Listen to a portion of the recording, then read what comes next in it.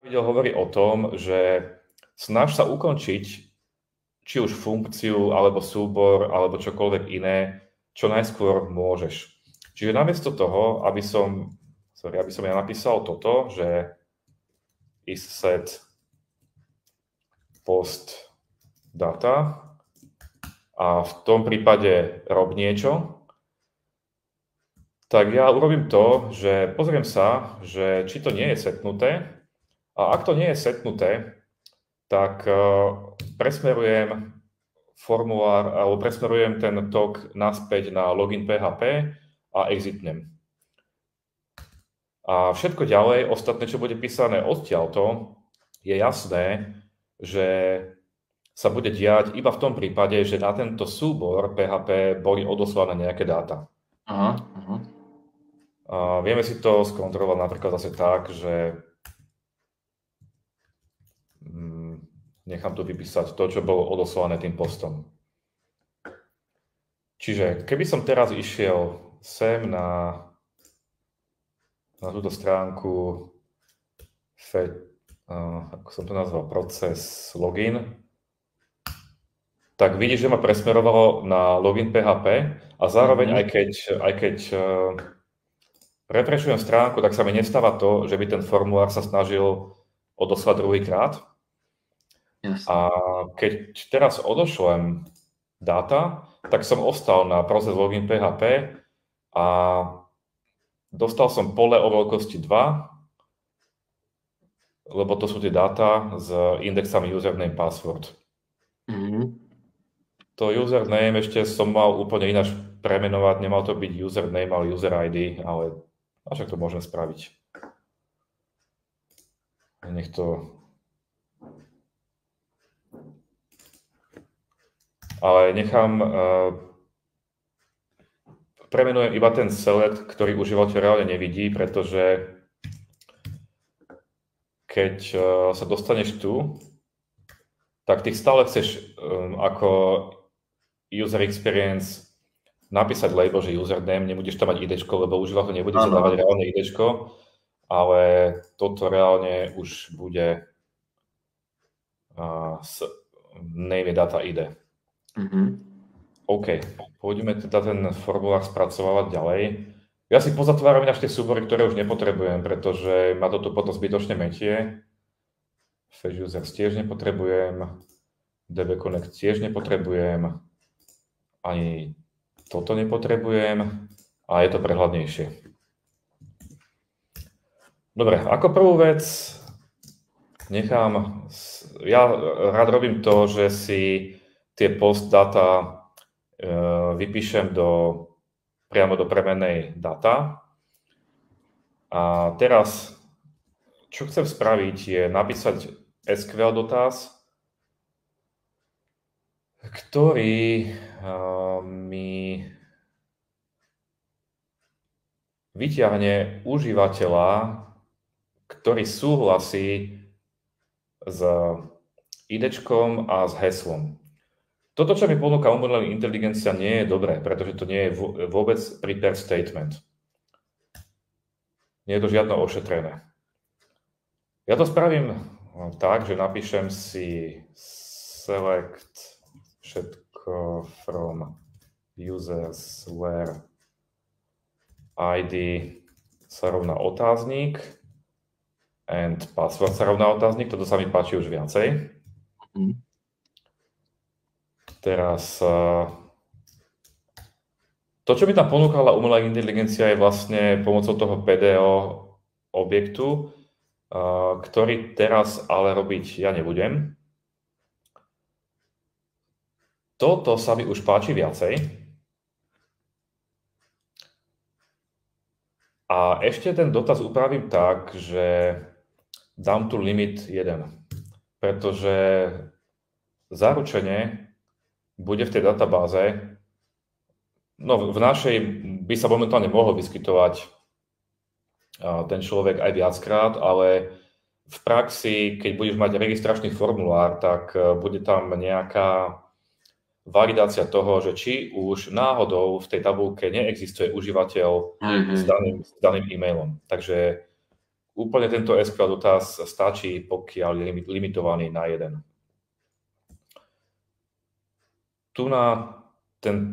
Tú šablónu pripravíme. Ak si všimneš teraz túto vec, tak už tu nemáme, že SS, ale IS, pretože tento druhý parameter očakáva IDčko a tento tretí parameter očakáva nejaký string. Čo je ale problém, je, že OK, ja to možno nechám takto.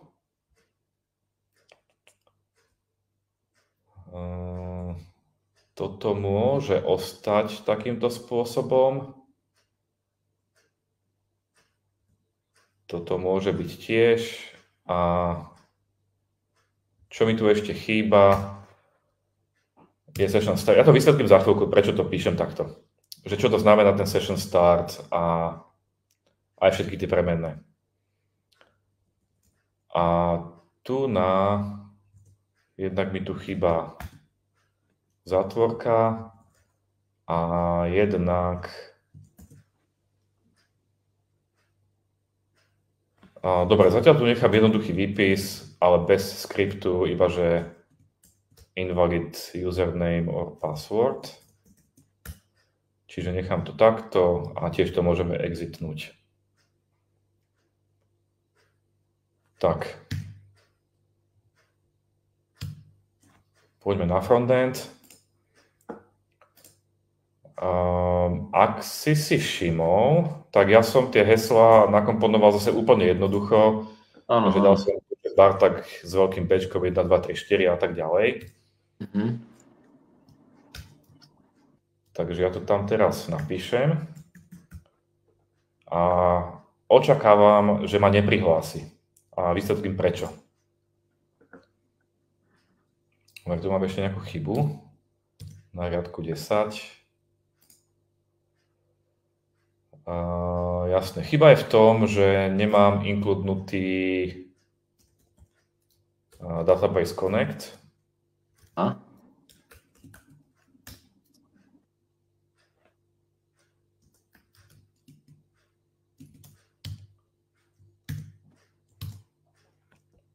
No a znovu refreshnem stránku, opýta sa ma, či chcem formulár odoslať znova. A je invalid username or password. Prečo je to tak? Ja viem, ale chcem ti to ukázať. Aj rozmýšľam, že prečo asi, ale takto narýchlo neviem. Dobre, nevadí. Však pozrieme sa na to. Preto programujeme takto po krokoch, aby sme to vedeli. Čiže znovu odošlem formulár. A OK, jednak som mal zapnutý caps lock, čo bola moja chyba. Takže poďme to spraviť ešte raz. Ale takisto to nebude úspešné. Ak si všimneš, tak heslo už súhlasí, lenže je to plain text, kdežto v databáze mám uložené heslo ako takýto hash. Čiže to, čo my musíme spraviť, je presne to isté, ako som robil vtedy v súbore, kde som si naplňal tú databázu. A síce musím si definovať nejakú premennú password, ktorú vložím do funkcie hash. Dám mu hashovací algoritmus SH256. Dám tam to, čo mi príde od užívateľa. A tu vyplním ten password. Teraz očakávam už, že to fungovať bude. A tým pádom ja sa dostanem, idem rovno vysvetliť, čo znamená toto. So sessionami si niekedy pracoval, alebo nie? Nie. Dobre, session je nejaká globálna PHP premenná, takisto ako je post, get, request, server a myslím, že ešte niekoľko ďalších.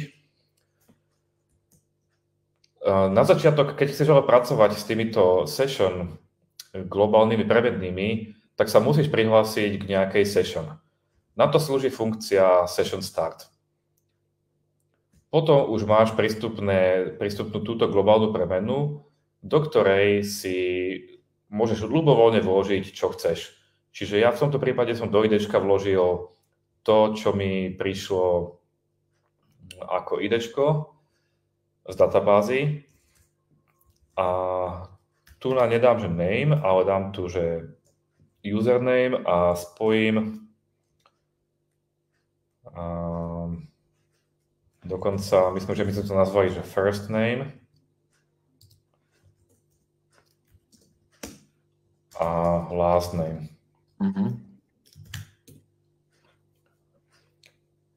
To mám vo svojich session premenných, teraz presmerujem sa na index PHP, ktorý momentálne ešte neexistuje a exitnem.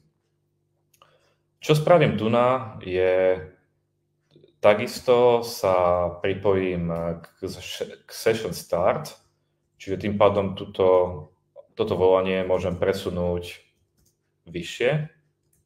Ušetrím zase jeden riadok, čo je pravidlo čistého kodovania a refaktorujem to hneď zároveň. Do premennej Session Error si vložím toto.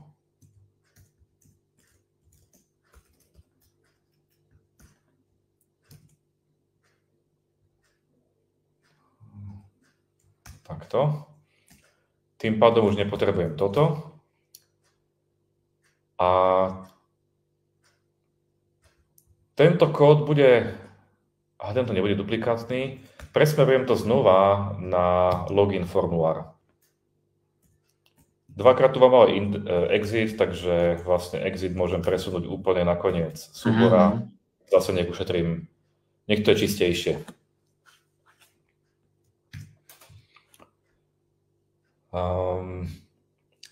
Neexistuje nám súbor index PHP, pretože máme index HTML a index PHP, alebo prečo to chcem premenovať, prečo z toho chcem spraviť PHP súbor je ten, že keby som to nechal ako HTML, bolo by to dostupné pre každého. Ja to ale chcem už nechať zabezpečené iba pre prihlásených užívateľov, aby som mohol do tohto súboru priamo na začiatok dať nejakú podmienku, že či je užívateľ prihlásený. Preto musím zmeniť koncovku tohto index HTML súbora. Teraz to už bude PHP. A úplne na začiatok dám taký kód, že prihlásim sa k PHP session nejakej a dám podmienku, že ak neexistuje tá session ID, tak ma presmeruj na login a exitni. Čiže týmto pádom, keby som teraz chcel zadať tú knihu jazd, tak ako sme to mali predtým, tak pozri, čo sa stane. Presmerujeme na login formulár, dokonca to vieš vidieť aj tu na v networku. Keď si klikneš tento preserve log, ja to odpálím a tu vidíš, že prišlo na jazdy lomitko, čo je ten náš index PHP súbor. Status code je 302, čo znamená presmerovanie a presmeruje ma na login PHP, ktorý vráti status code 200, čo je OK a zobrazí nám tento formulár. A takýmto spôsobom by si vedel zabezpečiť všetky ostatné podstránky. Napríklad vieme sa teraz dostať na ten fetch records, ktorý nám stále ešte vráti všetky záznamy z databázy, z tabulky JAST. Teraz ja si otvorím, čo to bol, fetch records. A tu na začiatku zase prihlásim sa k session a dám tam podmienku, že ak tam nie je vyplnené session ID, presmerujú ma na login PHP. Teraz, keď to odpálim, tak ma presmeruje na login formulár. Jasné. Čiže toto musíš spraviť úplne so všetkými stránkami, ktoré máš. Ak tam máš nejaké HTML, napríklad tento records, tak tiež to musíš zmeniť na PHP. To už nechám na teba. Ja ti tento kód pošlem potom. Respektíve ho môžem nahrať do GitHubu. Ty si ho môžeš ku sebe stiahnuť a upraviť zase svoje zmeny. OK. No a teda to prihlásenie by nám malo fungovať už, ale ja ešte chcem ukázať, ako funguje tento error. Dobre, však poďme si to vyskúšať rovno. Som na login stránke, zadám nejaké úplne náhodné heslo, login a správne ma presmerovalo na login PHP, ale nič sa neudialo, pretože vlastne nenapísal som preto žiaden kód.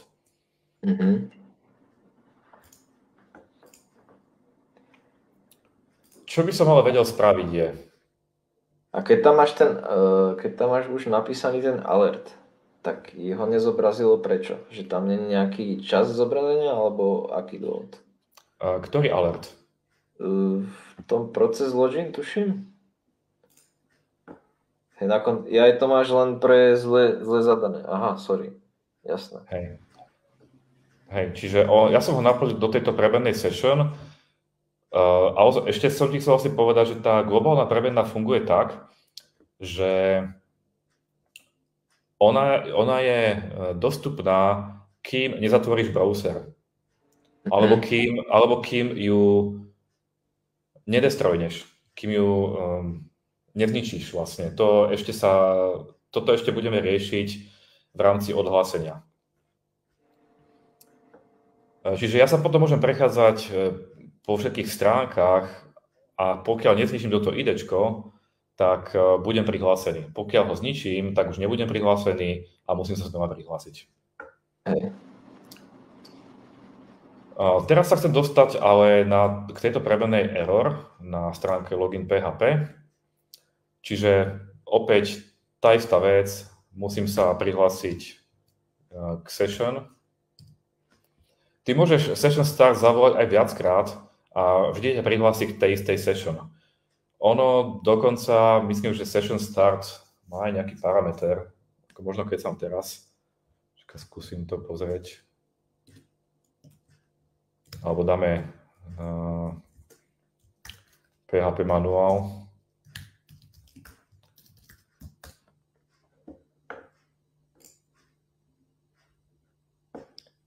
Ono sú tu nejaké options.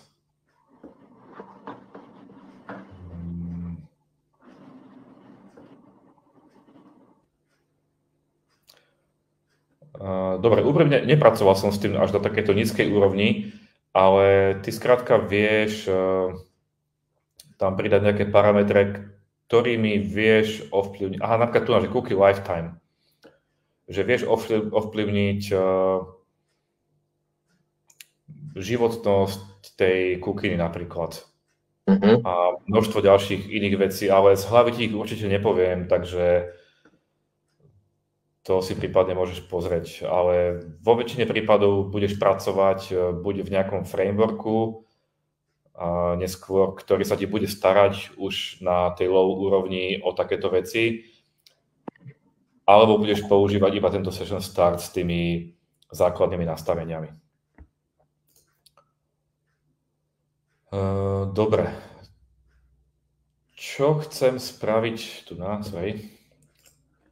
je, že na tento login page, tu na niekde pod login, som si pridal, pozriem ťahák, ako som to robil, lebo to mám naštylované. Nie proces login, ale login PHP, tak. Takže div class error message. Až ja to môžem skopírovať, nemusím to prepisovať úplne. Ušetríme čas. Dobre, keď už som prihlásený k sessions, tak mám k dispozícii túto session error. Ak je setnutá, tak zobrazí divko s klasou error message a flash message a zobrazí to, čo sa nachádza v tej premennej. A tu si môžeme presne ukázať, ako funguje tá premenná session error. Čiže ja zadám nejaké úplne sprosté heslo tu na, dám login, vyhodilo mi, že invalid username or password, ale keď dám znovu načítavať stránku, tak ako vidíš, tento nápis mi nikdy nezmizne. Hej. Pretože tá premenná bola raz setnutá, ale nikdy som ju neunsetol. Čo chcem ja ale spraviť je to, že ja ju zobrazím a hneď ju destroynem, čo má za následok to, že keď ja znovu načítam túto stránku, tak už to tam nebude. Teraz znova môžem zadať blbé heslo, dám login, načítam stránku, už to tam nie je. Prepáč, a tú premenu error máš kde definovanú? Tá je... Tu na. To je v tom proces login. Jasné, chápem. Čo znamená, že ak nenašiel v databáze taký záznam, ktorý zodpovedá užívateľovi s daným IDčkom a heslom, tak pôjdem do tejto else vetvy, nastavím session error a presmerujem na login PHP. A login PHP sa postará o to, že sa pripojí k tejto session a skontroluje, či mám k dispozícii session error, ak mám, zobrazí hlášku a destrojne ju. Čo teraz vieme spraviť je to, že prihlásim sa so správnym heslom, nech vidíme celý ten postup. A zobrazí sa mi kniha jazd. Teraz keby som napríklad išiel aj na ten fetch, čo to bolo, fetch record, tak som prihlásený a tým pádom mám k dispozícii toto. Problém ale je, že ostávam prihlásený stále, lebo nemáme žiadnu funkcionalitu typu odhlas.